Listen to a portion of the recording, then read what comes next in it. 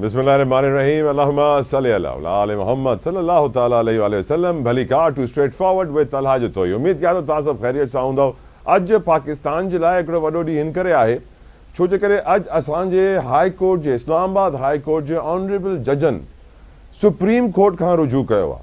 छो हुननि खे लॻे थो कि जेको निज़ाम अदल में तब्दीलियूं आयूं आहिनि, ख़ासि तौर ते जेके नया चीफ जस्टिस आहिनि सरफराज़ डोगर साहब इस्लामाबाद हाई कोर्ट में, हुननि खे न थियणु घुरिजे चीफ जस्टिस, ऐं हुननि पंहिंजे चीफ जस्टिस खे यानी इस्लामाबाद हाई कोर्ट जे चीफ जस्टिस खे लिखियो पर justice Aamir Farooq supreme court वञण खां अॻु में जॾहिं हुननि जो आख़िरी ॾींहुं हुया हाई कोर्ट में एज़ चीफ जस्टिस, हुननि इहो फ़ैसिलो कयो त न सीनियोरिटी सही आहे ऐं तव्हांजी जेकी शिकायत आहे उहा ग़लति आहे। हाणे उहे जज पंहिंजी शिकायत खणी हलिया विया आहिनि सुप्रीम कोर्ट, ऐं सुप्रीम कोर्ट खां उहो उमेद लॻाए वेठा आहिनि कि हुनखे रिलीफ मिलंदो ऐं सुप्रीम कोर्ट खे फ़ैसिलो करणु घुरिजे।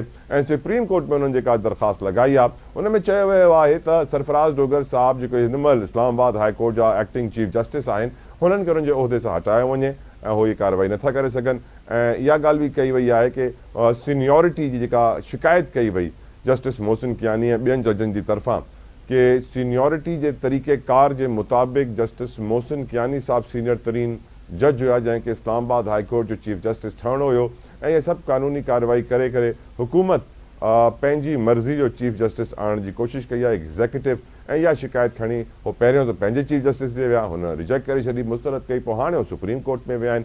एंड लेट्स सी कि हाणे सुप्रीम कोर्ट छा फ़ैसिलो कंदी। यकीनन हिन फ़ैसिले खां पोइ ख़बर पवंदी कि अदलिया जे दरमियान जेके इख़्तिलाफ़ात आहिनि उहे वधंदा या घटंदा। उहे इख़्तिलाफ़ात असल तौर ते हुन महिल वधिया जॾहिं मंसूर अली शाह साहब खे बाईपास करे जस्टिस याया आफ़रीदी खे चीफ जस्टिस सुप्रीम कोर्ट ठाहियो वियो। अॻु में सीनियोरिटी जो रूल हूंदो हुयो, हुन रूल खे बाईपास कयो आहे। 26 आइनी तरमीम अचण खां पोइ हिकिड़ी कमेटी वेहंदी ऐं 3 नालनि ते डिसाइड कंदी कि who will be the next chief justice, ऐं ईअं जस्टिस याया आफ़रीदी चीफ जस्टिस थिया। हाणे मोहसिन कियानी जी बारी इस्लामाबाद हाई कोर्ट में चीफ जस्टिस ठहण जी, पर अगेन ॿियनि सूबनि खां जजिस ट्रांसफ़र करे 10 ॾींहं अॻु में, ऐं पोइ हुननि मां हिकिड़े जज खे चीफ जस्टिस ठाहियो वियो जस्टिस सरफराज़ डोगर साहब, ऐं हुन ते एहतजाज हले थो वकीलनि जो बि, ऐं हाणे जजनि खे इंसाफ़ मिलंदो या न मिलंदो अॼु असां डिस्कस कंदासीं। ॿिया PTI जा बि इशूज़ मूं वटि आहिनि जेके मां डिस्कस करणु चाहींदुमि। I would like to welcome in the show and in our discussion barrister Umair Niazi साहब। बहुत शुक्रिया सर आपके कीमती वक्त के लिए, जज़ाकल्लाह खैर।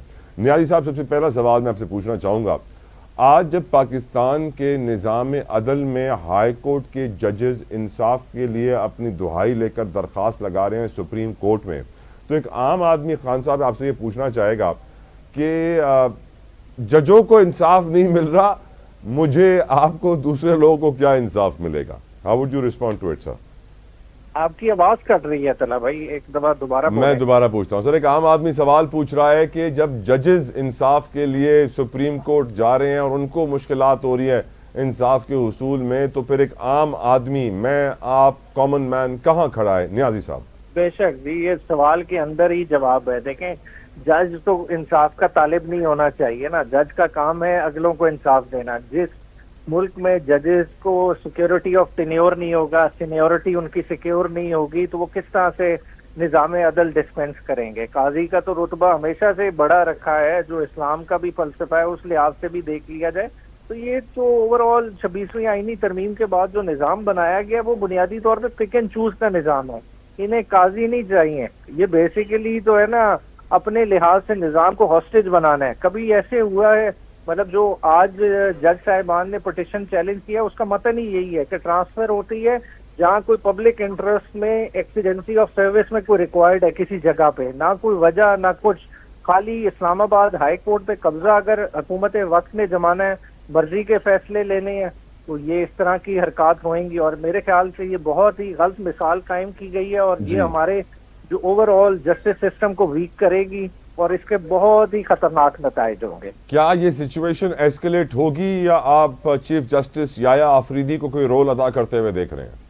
देखिए, याया आफरीदी साहब तो जो है ना, वैसे ही उन्होंने जो कमेंट पहले दिया और फिर कहा क्योंकि मैं कमेंट दे चुका हूं तो मेरा इसमें बैठना बनता नहीं है, तो वो तो पतली गली से निकलते हुए नजर आ रहे हैं। बात है कि ये बहुत ही जो है ना गौर तलब मामला है। ये इस्लामाबाद के एक्टिंग जज का नोटिफिकेशन ही नहीं होना चाहिए था जब तक इस मामले को हल ना करते। मतलब एक जज साहब जाते जाते जज साहिबान की पिटिशन को खारिज करके اور آگے اب آپ نئے ججز کے سامنے فکس کر دیں، تو مطلب یہ عجیب ہی مذکر خیز سا جو ہے نا معاملہ سارا بن گیا ہے. چیف جسٹس کی پرائم منسٹر سے ملاقات سر، پرائم منسٹر سے ملاقات چیف جسٹس پاکستان کی، ایز اے لائر سر، قانونی ماہر ہونے کے ناطے، قانون کے طالب علم ہونے کے ناطے، کیا ایک چیف جسٹس کو وزیر اعظم سے ملنا چاہیے، اسپیشلی ایک ایسے انوائرمنٹ میں جب ملک کی ایک سیاسی جماعت کنٹینیوسلی یہ کہہ رہی ہے کہ 26ویں آئینی ترمیم کے بعد ایگزیکٹو نے عدلیہ پہ قبضہ کر لیا ہے؟ کیا یہ ملاقات ہونی چاہیے، اور قانونی نظیر کوئی ایسی ملتی ہے کہ وزیر اعظم اور چیف جسٹس ہمیشہ کنیکٹڈ رہیں، ملتے رہیں، ڈسکس کرتے رہیں چیزیں؟ اگر تو ہونا ہے کہ سپریم جوڈیشل کاؤنسل کی میٹنگ ہوئے، اس میں کوئی سیاستدان ممبر ہے، اس سے ملاقات ہو رہی ہے، تو ایک ڈفرنٹ چیز ہے. مگر اس طرح سے معاملات ہونا، دیکھیں حکومت وقت کے کیسز سارے کدھر جانے ہوتے ہیں، اسی عدالت میں جانے ہوتے ہیں. تو یہ اس طرح سے کرنا، اس کا تاثر بہت غلط جاتا ہے. میرے خیال سے اس قسم کی ملاقات نہ اس وقت ہونی چاہیے تھی، نہ آنے والے کسی وقت میں ہونی چاہیے، چاہے جس کسی کی بھی حکومت ہو. اور جو چیف جسٹس نے اسٹیٹمنٹ دی ہے سر کہ میں اپوزیشن سے بھی بات کروں گا، اعتماد کی فضا پیدا کی جائے گی، ڈو یو تھنک کہ یہ خوشائند بیان ہے سر؟ نہیں، دیکھیں چیف جسٹس کا یہ رول ہی نہیں ہے. دیکھیں نہ چیف جسٹس نے لا اینڈ آرڈر کو جو ہے نا کی انوائرمنٹ بنانی ہے. ان کا کام ہے انصاف کو ڈسپینس ود کرنا. ان کے سامنے پٹیشنز پڑی ہیں، 8 فروری کا الیکشن ایک رگڈ الیکشن تھا، اس پہ فیصلہ کریں. ججز کے تنازعات جو پہنچ گئے اس وقت سپریم کورٹ میں، اس پہ ہونا چاہیے. 9 مئی سے لے کے 26 نومبر تک کے معاملات، ان ساری چیزوں کو جو عدالت کے ان کے سامنے کیسز ہیں اس طرف فوکس ہونا چاہیے. باقی یہ سیاستدانوں کا کام ہے. What do you think can be the reason Niazi sahab کہ چیف جسٹس صاحب جو ہیں وہ پرائم منسٹر سے ملنے کے بعد یہ بیان دیتے ہیں کہ میں اپوزیشن سے بھی ملوں گا؟ آپ کو لگتا ہے پرائم منسٹر نے انہیں کوئی ٹاسک دیا ہوگا، کیونکہ وہ پہلے انہوں نے اس ملاقات میں کبھی دلچسپی ظاہر نہیں کی تھی، اس ملاقات کے بعد ایک نئی ملاقات کی خواہش پیدا ہونا، کچھ لگ رہا ہے آپ کو، کچھ کنیکٹ ہو رہے ہیں سر ڈاٹس کو؟ تو میں اب اس پہ کیا کہوں، مگر میں سمجھتا ہوں کہ یہ نہ اپوزیشن سے بنتی ہے نہ گورنمنٹ سائڈ سے بنتی ہے. بات ہے کہ دونوں لیٹیگنٹ ہیں چیف جسٹس آف پاکستان کے سامنے، اور کسی بھی لیٹیگنٹ کو ایکسیس نہیں ہونی چاہیے کسی بھی جج کی حد تک. جج اوپن مائنڈ کے ساتھ فیصلہ کرے، کسی طرف سے انفلوئنس نہ ہو، اور پہلے کوئی کسی قسم کے جو ہے نا کانفیڈنس بلڈنگ میجر یا اس طرح کے میجر، یہ نظام عدل میں اس چیز کا کانسیپٹ ہی نہیں ہے. بالکل ٹھیک سر. اڈیالہ سے آج ایک قیدی فرار ہونے میں، بھاگ نکلنے میں کامیاب ہوا، پریزن بریک ہوا. آج 6 جو ملازم تھے وہاں پہ سٹاف، ان کو معطل کیا گیا ہے اڈیالہ میں. اور آج پی ٹی آئی کی ٹیم عمران خان سے ملنے گئی تو وہ ملاقات بھی نہیں کروائی گئی عمران خان سے. میں نے جب آج نون لیگ کے کچھ رہنماؤں سے بات کی، رانا احسان صاحب سے، تو وہ کہتے ہیں کہ لگ رہا ہے کہ عمران خان بھی بھاگنے کی کوشش کر رہے ہوں گے اڈیالہ سے. آپ بتا سکتے ہیں سر اڈیالہ میں اس وقت کیا حالات ہیں، کیوں خان سے نہیں ملنے دیا گیا، کیسے اس طرح ہائی سیکیورٹی پریزن میں جہاں پہ ایک ہائی سیکیورٹی عمران خان موجود ہے وہاں سے قیدی بھاگ نکلا؟ Your views on it sir. دیکھیں گورنمنٹ کا یہی تو مسئلہ ہے کہ گورنمنٹ کا فوکس ہی اصل کاموں پہ نہیں ہے، نہ لا اینڈ آرڈر پہ توجہ ہے، نہ جو کام ہے ان کے کرنے والے. اب اڈیالہ جیل جس کے قبضے میں ہونی چاہیے اس کے اختیار کے انڈر نہیں ہے. جب اڈیالہ جیل کو کوئی اور مانیٹر کرے گا، کوئی اور اجازت دے گا کہ کس وقت ملاقات ہونی ہے کس وقت نہیں ہونی، تو پھر اسی طرح کے واقعات ہوں گے. آج قیدی بھاگے ہیں، اس سے پہلے اگر پچھلے سال اٹھا لیں تو اسی پریزن میں ایک قیدی کی خودکشی ہوئی. اب وہ قتل ہوا تھا، خودکشی ہوئی، وہ بھی کسی کو نہیں پتا. تو مطلب یہ سارے واقعات جو ہے نا ان کی ناک تلے ہو رہے ہیں. بالکل ٹھیک سر. ایک اور important question, P T I تحریک چلانے کی بات کر رہی ہے رمضان کے بعد. آج ہم نے دیکھا ہے کہ پی ٹی آئی کو ریلیف بھی ملا ہے، تقریباً 120 کارکنان کو رہائی کا فیصلہ ملا اسلام آباد ہائی کورٹ سے. نئے چیف جسٹس کی سربراہی میں 2 رکنی بینچ تھا، اور ہم یہ بھی جانتے ہیں کہ مینار پاکستان پہ جلسے کے لیے دوبارہ درخواست دی گئی ہے انتظامیہ کو. What is on the card سر، کیا پلان کر رہی ہے پی ٹی آئی؟ دیکھیں پی ٹی آئی کیونکہ دیکھیں ایک رمضان کے مہینے کی اپنی ریلیجس سگنیفیکینس ہے، تو ظاہری بات ہے پولیٹیکل ایکٹیویٹی اس طرح نہیں ہوتی، مگر اپوزیشن جماعتوں کے ساتھ رابطے میں ہے. جو 6 پارٹی ایک اتحاد بنانے کی کوشش کر رہے ہیں اس میں انشاءاللہ تعالیٰ پیش رفت ہوگی، اور رمضان کے بعد جس طرح سے الائنس ڈیسائیڈ کرے گا اس حساب سے نکلیں گے.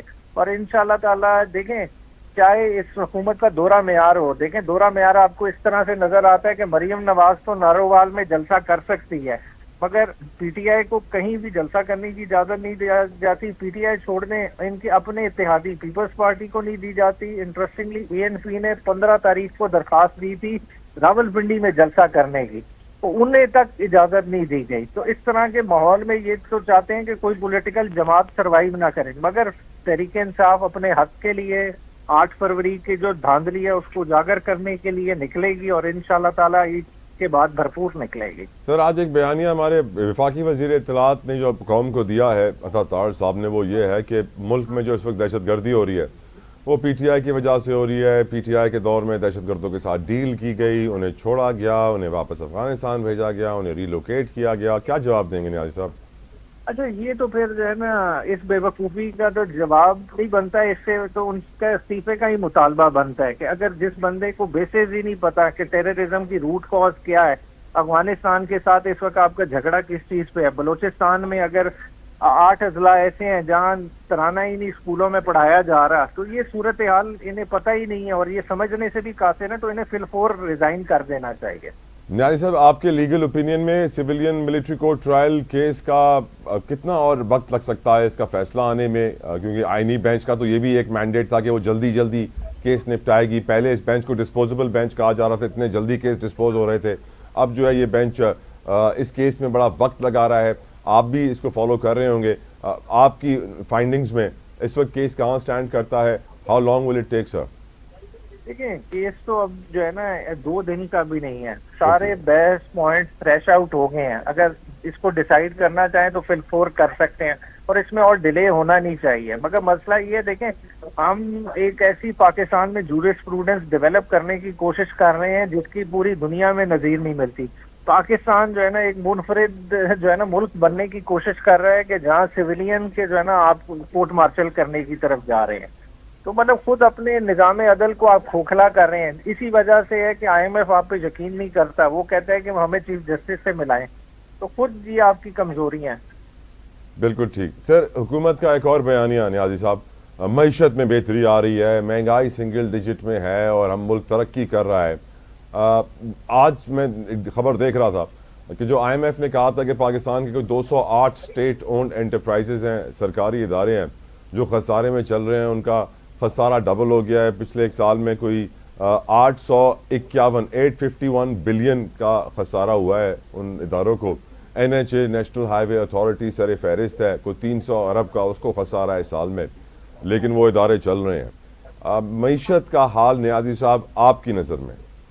دیکھیں, بات ہے کہ اسٹیٹ اونڈ انٹرپرائزز کا آپ نے ذکر کیا, اب یہ 850 ارب ان 7-8 اداروں کا خسارہ ہے, جبکہ آپ کا ڈیولپمنٹ بجٹ پورے ملک کا جو ہے نا 1300 جو ہے نا ارب کا ہے. تو خود دیکھ لیں آپ کدھر کھڑے ہیں. پھر اسی پیریڈ میں دیکھیں کہ آپ کی جو اپنی آئی ایم ایف کی رپورٹ ہے آئی ہے کہ ایک سال میں 1 کروڑ 80 لاکھ پاکستانی سطح غربت سے نیچے چلے گئے. ساتھ ہی ساتھ جو آپ نے قرضے جو ٹیکسز امپوز کیے ہیں, آپ نے خالی سیلریڈ کلاس سے اضافی 100 بلین روپیہ لوٹا ہے اس 6 ماہ میں, جو مطلب ہینڈ ٹو ماؤتھ ہے. پھر اس کے علاوہ دیکھ لیں, آپ تو کہتے ہیں کہ انٹرسٹ ریٹ نیچے آ رہے ہیں. بات ہے کہ اس وقت یہ حکومت وقت فگر پبلش کر دے کہ کتنی اسمال اینڈ میڈیم انٹرپرائز کو قرضے مل رہے ہیں. بات ہے جب تک عام بندے کو قرضہ نہیں ملے گا, اس کو آپ نہیں اٹھائیں گے, ملک میں تبدیلی نہیں آ سکتی. جو پولیٹیکل فضا بنی ہوئی ہے اس کی وجہ سے سارے لوگ اپنے فیصلے روک کے کھڑے ہیں. پولیٹیکل سٹیبلٹی اس ملک میں آئے گی تو معیشت کا پہیہ چڑھے گا. یہ ایک چھوٹی سی بات ہے جو یہ سمجھنے سے قاصر ہے. یہ سمجھ رہے ہیں کہ ہم اس طرح سے بیٹھے رہیں گے, چاہے کرپشن کا پرسیپشن جو بنتا رہے تو ملک چلے گا. اس طرح سے نہیں چلنا.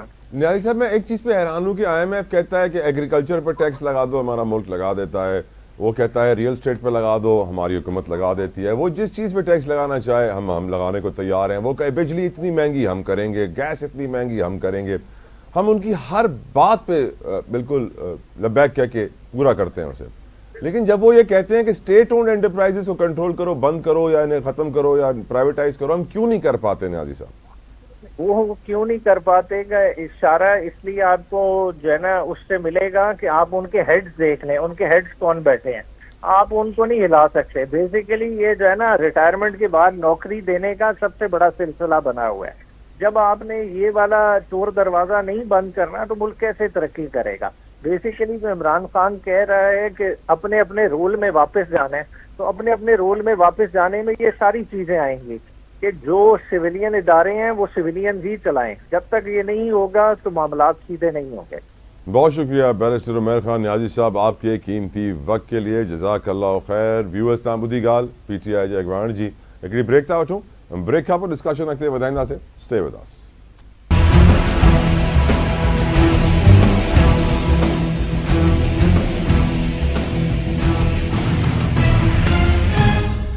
Welcome back viewers. ملک کے عام ترین ایشوز پر ڈسکشن کریں گے. ہمارے ساتھ اس وقت موجود ہیں ذوالفقار علی بدر صاحب، پیپلز پارٹی کے رہنما. بہت بہت شکریہ ذوالفقار صاحب آپ کی قیمتی وقت کے لیے. جزاک اللہ خیر. ذوالفقار صاحب پہلا سوال آپ سے پوچھنا چاہوں گا. جو اس وقت اسلام آباد ہائی کورٹ کے ججز نے درخواست کی ہے سپریم کورٹ سے، کیا آپ سمجھتے ہیں کہ اس سے جو اس وقت نظام عدل کے اندر ایک طوفان بپا ہے وہ ٹھہر جائے گا، ججوں کو انصاف مل جائے گا، یہ کچھ اسٹیبلٹی آئے گی، یا پھر سچویشن وڈ ایسکیلیٹ؟ ذوالفقار صاحب. بسم اللہ الرحمن الرحیم. بہت شکریہ طلحہ جتوئی صاحب، آپ نے اپنے پروگرام میں انوائٹ کیا. دیکھیں یہ جو لیٹر بھیجنا ہے یہ انسٹیٹیوشن کے انٹرنل میٹرز ہوتے ہیں. اس کو اگر پبلک میں جانے کی بجائے انٹرنلی بیٹھ کے کیا جاتا تو شاید کوئی مسئلے کا حل نکل آتا. لیکن جس طریقے سے اس کو میڈیا کی زینت بنا کے سوشل میڈیا پہ اچھال کے اور آپ ملائن کرتے ہیں چیزوں کو کہ جی یہ ایسے ہے تو ویسے نہیں ہے، تو میں نہیں سمجھتا کبھی اس طرح کی چیزوں کا پبلک پریشر یا سوشل میڈیا کے اوپر ہائی لائٹ کر کے پریشر ڈال کے ان کا کوئی نتیجہ نکلتا ہو. میں نے تو نہیں دیکھا، تو میں نہیں سمجھتا کہ اس کا کوئی نکلے گا. ہاں کوئی چیز لیگیلٹی پہ ہو، میرٹ پہ ہو اور کانسٹیٹیوشنلی ٹھیک ہو اور اس کو ایڈریس کرنا ہو اور وہ چیزیں ٹھیک نہ ہو تو اس کو سپریم کورٹ ایڈریس کر سکتی ہے. ادروائز اس طرح کے جو بھی مسئلے ہیں، تو میں کسی پرٹیکولر چیز کی بات نہیں کر رہا، کوئی بھی اس قسم کا مسئلہ ہو اور اس کو آپ ہائی لائٹ کر کے بھیج دیں تو ایسا نہیں ہے کہ آپ اپنی مرضی کے لیے چیزوں کو مینیپولیٹ کر لیں. آپ کی نظر میں سر چیف جسٹس یحییٰ آفریدی کا وزیر اعظم پاکستان میاں شہباز شریف سے ملنا ایک ایسے ماحول میں جب عدلیہ کے اندر ججز کے اختلافات کھل کر سب کے سامنے ہوں، ایک ایسے ماحول میں جب ملک کی ایک سیاسی جماعت مسلسل یہ نیریٹو بیانیہ پیش کر رہی ہو کہ حکومت نے عدلیہ پر قبضہ کر لیا ہے، ایک ایسے ماحول میں جب یہ تصویر آتی ہے جس کے اندر دیکھا جا سکتا ہے کہ وزیر اعظم صاحب کھڑے ہیں چیف جسٹس کے ساتھ، تو لگ کچھ ایسا رہا ہے، آپٹکس یہ بتاتے ہیں کہ شاید پی ٹی آئی والے صحیح کہہ رہے ہوں. آپ کی کیا رائے ہے ذوالفقار صاحب؟ دیکھیں ججز کے اندر نا ہمیشہ سے ڈویژن رہی ہے. کوئی ججز کسی کو کرتے in this world everyone is political. Pakistan میں خاص طور پہ پوری دنیا میں ہر بندہ جو کہ شعور رکھتا ہے ہی از پولیٹیکل، چاہے وہ کوئی جج ہے، جرنیل ہے، بیوروکریٹ ہے، پولیٹیشین ہے، جنرل پبلک ہے. every person is political and they have their liking and disliking, they have a political tilt. تو ججز کے اندر یہ ٹلٹ جو ہے پرانا پایا جاتا ہے، لائکنگ ڈس لائکنگ پائی جاتی ہے. لیکن وہ چونکہ جوڈیشل آفیسرز ہوتے ہیں تو اس وجہ سے بہت انٹریکٹ نہیں کرتے اور اپنا اظہار رائے کھل کے نہیں کرتے. اس وجہ سے بہت ساری چیزیں ہڈن رہ جاتی ہیں. بہت سارے کمنٹس کے اندر آپ کو بٹوین دا لائنز آپ پڑھ لیتے ہیں کہ کیا ہونے جا رہا ہے، کیا چیزیں ہیں. یہ جو ود ان دیئر لمیٹیشن اور اپنی اپنی جورسڈکشن کے اندر رہ کے، کانسٹیٹیوشن کے اندر رہ کے اپنے اپنے رول کے اوپر between the institution and with in the institution ایک جو ہارمنی اور جو ایک کولیبریشن ہونی چاہیے وہ ضرور ہے. آپ یہ بالکل نہیں کہہ سکتے 26ویں آئینی ترمیم کے بعد کہ جوڈیشری انڈیپینڈنٹ نہیں رہی اور متحد ہو گئی ہے. جوڈیشری کو آپ دیکھیں کہ اگر اس سے پہلے 26ویں آئینی ترمیم سے پہلے آپ ججز کی لسٹ اٹھا کے دیکھ لیں کہ ججز جو بنتے تھے، میجورٹی آف دا ججز، آنریبل ججز، وہ کسی نہ کسی بڑے جج کے چیمبر سے ہی کوئی نہ کوئی وکیل آتا تھا. اور سر وہ پیپلز پارٹی کے قادر خان مندو خیل صاحب ہیں، وہ تو یہ کہتے ہیں کہ جب تک پرچی نہیں ہوگی کوئی بڑی تب تک کوئی جج نہیں بنتا. یہ سارے وکیل پرچیوں کے ذریعے ہی اوپر جاتے ہیں. دیکھیں چیز یہ ہے کہ ڈسکشن بالکل ہوتی ہے، نام بھی ریکمنڈیشن مختلف کوارٹر سے آتے ہیں، لیکن پہلے تو میرٹ کے اوپر یہ اگر بات کر لیں، پہلے تو اگر اس دفعہ کوئی حکومت نے اپنا ریکمینڈی یا کوئی اور بندہ باہر کا نمائندہ پیش کیا ہے اور اس کو جج بنایا ہے یا کوئی attorney general officer of the judicial officer of the court کو جج بنایا تو یہ ایک ایکسٹرا آرڈنری چیز ہے. Otherwise mostly majority of the ججز they always heel from the big chambers of the ججز. وہیں سے انور ظہیر جمالی صاحب جو چیف جسٹس رہ چکے ہیں سندھ کے شہر حیدرآباد سے ان کا تعلق ہے, وہ تو کہتے ہیں کہ آج کل کوئی اچھا ریپیوٹیبل تمیزدار اچھے بیک گراؤنڈ کا وکیل جج بننا چاہتا ہی نہیں ہے. اس کو کہتے ہیں اپنے انٹرویو میں کہ میں نے 10-15 اچھے وکیلوں سے کہا کہ آپ جج بنے تو انہوں نے معذرت کر لی کہ نہیں ہم یہ کام نہیں کرنا چاہتے. اب میرا آپ سے اگلا سوال بدر صاحب, ذوالفقار بدر صاحب, پاکستان پیپلز پارٹی کے چیئرمین بلاول بھٹو زرداری صاحب, اس بات میں تو کوئی شک نہیں کہ پی ڈی ایم 1 کے دور میں جب وہ فورن منسٹر تھے تو ہی اچیوڈ اے لاٹ, بڑا انہوں نے نام کمایا اپنی پرفارمنس کے ذریعے, اپنی آواز کے ذریعے, اپنی پرسنالٹی, اپنے کرسما کے ذریعے. آج بھی وہ رات کو خطاب کر رہے ہیں لنڈن میں آکسفورڈ یونیورسٹی کی یونین کے تحت شہید محترمہ بے نظیر بھٹو میموریل لیکچر کے سلسلے میں ہونے والی تقریب سے. ایک ایسے وقت میں جب پاکستان سیاسی, معاشی, معاشرتی چیلنجز کا سامنا کر رہا ہے, اور ہم یہ جانتے ہیں کہ پی ٹی آئی کبھی ڈونلڈ ٹرمپ کی طرف دیکھ رہی ہوتی ہے, ہماری فورن پالیسی افغانستان کے ساتھ بھی بڑی ویک ہے. آج بھی ہم یہ کہتے رہتے ہیں کہ دہشت گردی صرف افغانستان کی وجہ سے ہے, ایز اف کہ ہمارا کوئی کردار ہی نہیں, ہماری کوئی غلطی نہیں, سب ان کے اوپر بلیم ڈال دیتے ہیں.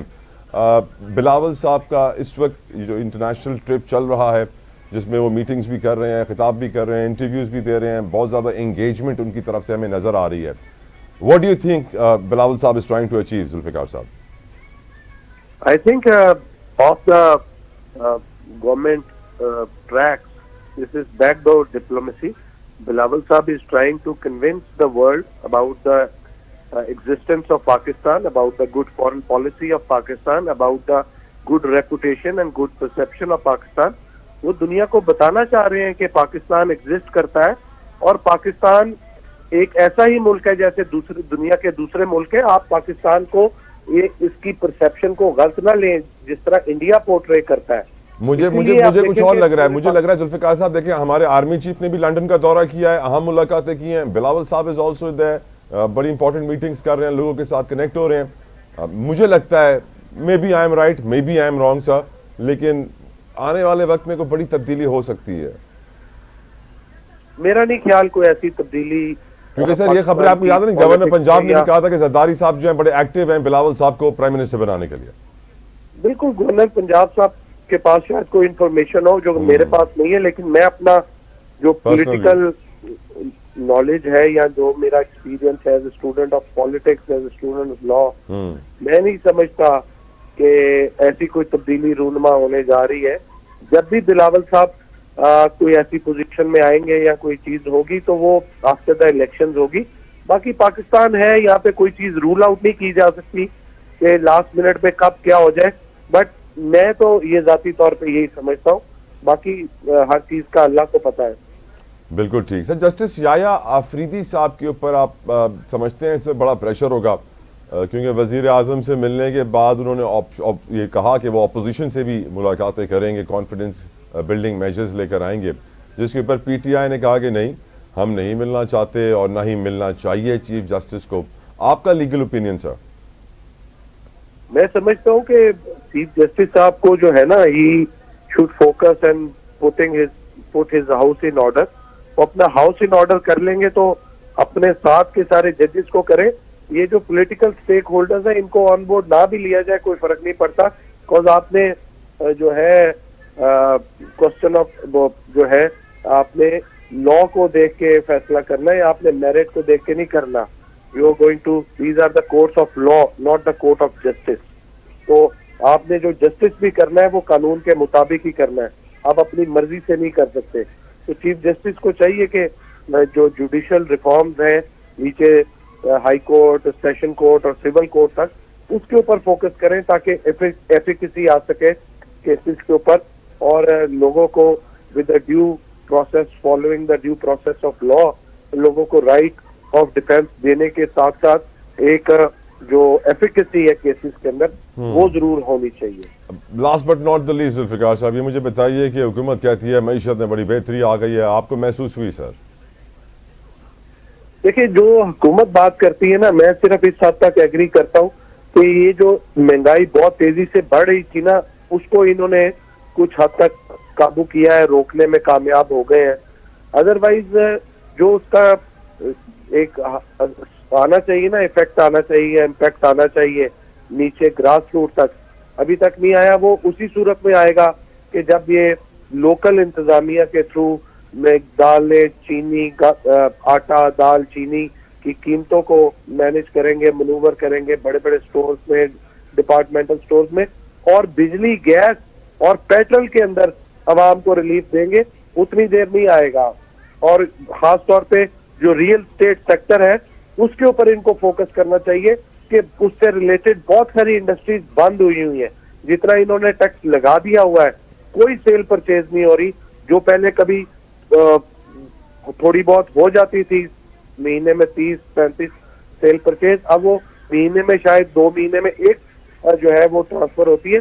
تو آئی تھنک اس کے اوپر بھی ان کو پالیسی لانی چاہیے اور سوچنا چاہیے کہ کیسے اس سیکٹر کو بہتر کر سکتے ہیں، کیونکہ اس سے ریلیٹڈ بہت ساری انڈسٹریز جڑی ہوئی ہیں. Thank you so very much Zulfiqar Ali Badar sahab, آپ کے قیمتی وقت کے لیے. ویورز ایک بریک تھا اٹھو، ڈسکشن کنٹینیو رہندی، اسٹے ود اس.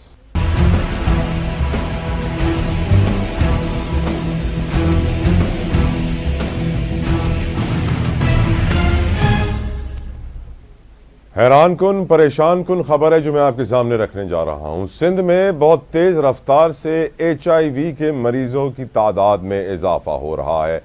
پچھلے سال 3,500 اضافی کیسز آئے ہیں، جس میں سے 580 کے قریب بچے ہیں. اس رپورٹ کو شائع کرنے والے صحافی اس وقت میرے ساتھ موجود ہیں، سینئر جرنلسٹ ہیں پاکستان کے وقار Bhatti sahab. Bhatti sahab thank you for your precious time. Bhatti sahab پہلے تو اس خبر کی ڈیٹیلز ہمیں بتائیے پلیز. بہت شکریہ جفری صاحب. اصل میں یہ جو ہے 2024 میں جو پچھلا سال ابھی گزرا ہے، سندھ میں تقریباً 3500 کے قریب HIV کے نئے کیسز سامنے آئے ہیں، جسے عرف عام میں ایڈز کہا جاتا ہے، لیکن یہ HIV کا مرض ہے جس کے تقریباً 3500 نئے کیسز سامنے آئے ہیں. اچھا، ان 3500 کیسز میں سے 570 کے قریب 80 کے قریب جو ہیں وہ بچے ہیں، جو کہ ایک بہت بڑی تعداد ہے. پورے سال میں 570 کے قریب بچوں کا HIV میں مبتلا ہونا. اور ان میں بھی جو میرپور خاص ہے، میرپور خاص میں سے یہ 150 بچے جو تھے، ان کا تعلق میرپور خاص سے تھا، جو کہ کوئی 26% بنتا ہے پورے سندھ میں جو HIV سے متاثرہ بچوں کی تعداد ہے. تو اس وقت جو ہے سندھ میں HIV جو ہے وہ مردوں میں، عورتوں میں تو پھیل رہا ہے، ٹرانسجینڈر میں تو پھیل ہی رہا ہے. سندھ جو ہے وہ دنیا میں میرا خیال ہے نمبر 1 ہو گیا ہے بچوں کی تعداد سے جن میں HIV بہت تیزی سے پھیل رہا ہے. اور یہ شاید ہمارے ارباب اختیار کو اس کا ادراک ہی نہیں ہے کہ یہ معاملہ کس طرف جا رہا ہے. جی، Who is to be held responsible؟ آپ کس طرح ہم اس مسئلے کے حل کی طرف بڑھیں وقار؟ آپ دیکھیں، HIV جو ہے ایک ایسا مرض ہے جس کو جو ہے وہ اگنور کیا جا رہا ہے پورے پاکستان میں. میں آپ کو بتاؤں کہ پاکستان میں جو ہے ہر مہینے جو ہے تقریباً 1100 سے 1200 افراد جو ہیں HIV میں مبتلا ہو رہے ہیں. ابھی میرے پاس جو ڈیٹا آیا ہے پورے پاکستان کا، وہ 13,000 لوگ جو ہیں وہ ڈیٹیکٹ ہوئے ہیں، لیکن جو تعداد جو مبتلا ہوتی ہے ایک سال میں وہ تقریباً 35,000 کے قریب افراد. ٹوٹل پیشنٹس کتنے ہوں گے پاکستان میں وقار؟ جی، ٹوٹل پیشنٹس پاکستان میں دیکھیں، میں وہی اسی طرف آپ کو بتا رہا ہوں کہ اگر ایک سال میں پاکستان میں HIV کے 13,000 کیسز سامنے آ رہے ہیں تو آپ اس کو دیکھ لیں کہ اس وقت جو ہے یہ تعداد کہاں پہنچتی ہے. اصل میں مسئلہ یہ ہے کہ حکام جو ہیں وہ اصل جو ہے وہ ڈیٹا فراہم نہیں کر رہے. ایسٹیمیٹڈ نمبر یہ ہے کہ پاکستان میں اس وقت کوئی 3.5 لاکھ سے 4 لاکھ کے قریب جو ہے HIV کے پیشنٹس موجود ہیں، وہ لوگ جن کے اندر یہ وائرس موجود ہے، اور وہ اس وائرس کو تیزی سے جنرل پاپولیشن میں پھیلا رہے ہیں. اور وقار اس بیماری کی سندھ میں ہسٹری کیا ہے، اس کے اوپر بھی تھوڑی سی بات کیجیے گا. دیکھیں، ہسٹری تو پاکستان میں تو 80 میں اس کا پہلا مریض 1980 میں پہلا مریض اس کا سامنے آیا تھا، لیکن سندھ میں جو ہے اس کے جو ہمیں آؤٹ بریک ہمیں نظر آیا ہے وہ رتو ڈیرو کا 2019 میں بچوں کا جو آؤٹ بریک ہے بچوں میں، وہ ایک دنیا کا سب سے بڑا آؤٹ بریک تھا، جس کے نتیجے میں جو ہے ہمارے سامنے جو ہے ابھی اس وقت کوئی 3,000 3,500 کے قریب بچے ہیں جو صرف لاڑکانہ ڈویژن میں HIV سے متاثر ہیں. اور اب جو ہے میرپور خاص اور حیدرآباد جو ہے وہ نیا لاڑکانہ بنتے جا رہے ہیں. تو سندھ میں جو ہے وہ HIV جو ہے پاکستان میں دوسرے نمبر پر تیزی سے پھیل رہا ہے، لیکن پاکستان میں بچوں کی تعداد کے لحاظ سے HIV جو ہے وہ سندھ میں پہلے نمبر پر ہے، اور یہ بہت الارمنگ ہے۔ یہ بچے جو ہیں یہ جو ان میں سے بچ جائیں گے، جو رہ جائیں گے، زندہ رہ جائیں گے، وہ ساری زندگی اس مرض کے ساتھ زندہ رہیں گے اور وہ دوسروں تک اس کو منتقل کر رہے ہوں گے۔ تو یہ ایک بہت الارمنگ ٹرینڈ ہے جو ہمیں سندھ میں نظر آ رہا ہے۔ آپ ایک سینئر پروفیشنل جرنلسٹ ہیں اور میں جانتا ہوں کہ آپ جو کام کرتے ہیں بڑی تحقیق کے ساتھ کرتے ہیں۔ سندھ میں کیوں سر اتنا الارمنگ نمبر؟ اب دیکھیں بچوں میں تو یہ الارمنگ نمبر اس وجہ سے کہ ایک تو یہاں پہ سندھ میں عطائیوں کی جو جعلی ڈاکٹر ہیں نا ان کی تعداد بہت زیادہ ہے، اور یہ جو جعلی ڈاکٹر ہیں یہ جو ہے ٹیکہ لگانے کے ماہر ہیں۔ پاکستان میں جو بچوں میں جو HIV پھیل رہا ہے وہ دو طریقوں سے پھیل رہا ہے، ایک تو انجیکشنز کے ذریعے پھیل رہا ہے جو کہ بار بار استعمال ہوتا ہے، اور دوسرا جو غیر محفوظ خون ہے، خون جو بچوں کو لگایا جاتا ہے وہ صحیح طرح اسکرین نہیں ہوتا، اس میں ہیپاٹائٹس B C اور HIV کا وائرس موجود ہوتا ہے، اس کے ذریعے پھیل رہا ہے، اور دوسرا انجیکشنز کا بار بار استعمال ہے۔ تو یہ جو ڈاکٹر ہیں جو ہمارے پروفیشنل ڈاکٹرز ہیں یہ دیہی علاقوں میں جاتے نہیں ہیں، وہاں پہ کویکس ہیں، وہاں پہ کمپاؤنڈرز ہیں، ڈسپینسرز ہیں جو کہ یہ ان سیف انجیکشن یوز کر رہے ہیں، غیر محفوظ انتقال خون ہو رہا ہے۔ بلڈ بینکس ایسے ہیں جو کہ گندا خون فراہم کر رہے ہیں، جس کے نتیجے میں یہ سندھ میں بہت تیزی سے بچوں میں خاص طور پہ یہ مرض جو ہے بہت تیزی سے پھیل رہا ہے۔ ہماری سوسائٹی میں ایک تو HIV اور ایڈز کو سیم سمجھا جاتا ہے۔ آپ نے مجھے آج سمجھایا کہ HIV اس کا فرسٹ سٹیج ہوتا ہے، ایڈز اس کا آخری کے قریب کا سٹیج ہوتا ہے۔ پر وقار ہماری سوسائٹی میں اگر کسی کو بیماری ہوتی ہے تو وہ کسی کو بتاتے ہوئے فخر محسوس نہیں کرتا ہے، وہ چھپانے کی کوشش کرتا ہے، اور یہ بیماری پھیلتی بھی ہے۔ تو یہ جو لاکھوں کی تعداد میں پیشنٹس ہیں، کوئی سسٹم ہے ہمارے ملک میں، کوئی میکینزم ہے ہمارے ملک میں کہ ان کو اویئرنیس دی جائے، ان کو گائیڈ کیا جائے، ان کو بتایا جائے کہ وہ کس طرح روک سکتے ہیں اس بیماری کو پھیلنے سے، کون سے احتیاطی تدابیر پر عمل کرنا ہے؟ کچھ ہے یا پھر بس یہ چیک کیا جاتا ہے کہ HIV ہے یا نہیں ہے، ڈائگنوز ہو گیا، جاؤ بھائی گھر، اب تم جانو تمہارا کام جانے؟ دیکھیں ملک میں نا HIV کے لحاظ سے میں آپ کو بتاؤں کہ سب سے بڑی جو بری بات ہے وہ یہ ہے کہ اس کے حوالے سے آگاہی نہیں پھیلائی جا رہی۔ یہ کچھ NGOs کے حوالے کر دیا گیا ہے معاملہ، کچھ CBOs کہلاتی ہیں ان کے حوالے کر دیا گیا ہے، اور وہ جو ہے یہ آپس میں اس کو وہ کرتے رہتے ہیں، ڈیل کرتے رہتے ہیں۔ یہ جو مرض ہے اس کا روک تھام کا سب سے پہلا اور آخری جو ہے وہ ذریعہ یہ ہے کہ لوگوں میں آگاہی پھیلائی جائے۔ بدقسمتی سے ہمارے ملک میں خاص طور پہ سندھ میں بھی ہو یہ رہا ہے کہ نمبرز کو چھپایا جاتا ہے، ڈیٹا کو چھپایا جاتا ہے، لوگوں کو اس پہ بات نہیں کی جاتی۔ ایک بہت بڑا مسئلہ جو ہے وہ ہومو سیکسولیٹی ہے، مین ہیونگ سیکس ود مین، بہت بڑا گروپ ہے، اس کے اندر یہ بہت تیزی سے پھیل رہا ہے۔ پھر فیمیل سیکس ورکرز ہیں، پھر ہمارے یہاں ٹرانسجینڈرز ہیں، ان میں بہت تیزی سے پھیل رہا ہے۔ ہمارے یہاں جیلوں میں جو ہے ایک نیا گروپ آیا ہے، آپ کو پتا ہے کہ پاکستان کے سندھ کی اس وقت جو جیلیں ہیں اس میں جو قیدی ہیں ان میں 4% جو ہیں وہ HIV سے متاثر ہیں اس وقت۔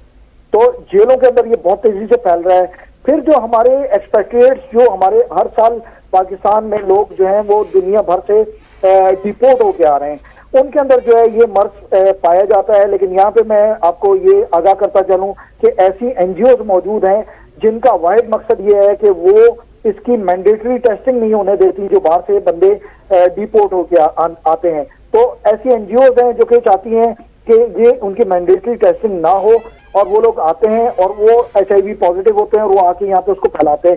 تو اس مرض کے حوالے سے ہمیں آگاہی پھیلانے کی بہت ضرورت ہے، لیکن مسئلہ یہ ہے کہ نہ اس میں محکمہ صحت سندھ سنجیدہ ہے اور نہ اس پہ وہ NGOs جو اس پہ کام کر رہی ہیں، اور یہ خاموشی کے ساتھ جیسے گھاس میں پانی پھیلتا ہے اس طرح یہ مرض جو ہے پاکستان میں پھیلتا جا رہا ہے۔ Thank you so very much Waqar Bhatti sahab, ایک تو آپ نے ہمیں اپنا وقت دیا اور اس امپورٹنٹ ایشو کے اوپر آپ آواز اٹھاتے رہتے ہیں، جزاک اللہ خیر۔